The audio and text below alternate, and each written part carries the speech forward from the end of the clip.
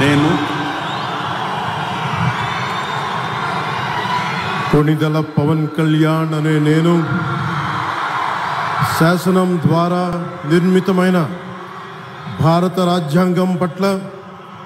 నిజమైన విశ్వాసం విధేయత చూపుతానని, భారతదేశ సార్వభౌమాధికారాన్ని సమగ్రతని కాపాడుతానని, ఆంధ్రప్రదేశ్ రాష్ట్ర మంత్రిగా నా కర్తవ్యాలను శ్రద్ధతో అంతఃకరణ శుద్ధితో నిర్వహిస్తానని, భయం కానీ పక్షపాతం కానీ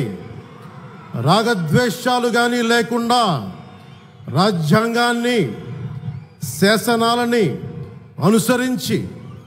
ప్రజలందరికీ న్యాయం చేకూరుస్తానని దైవ సాక్షిగా ప్రమాణం చేస్తున్నాను. నేను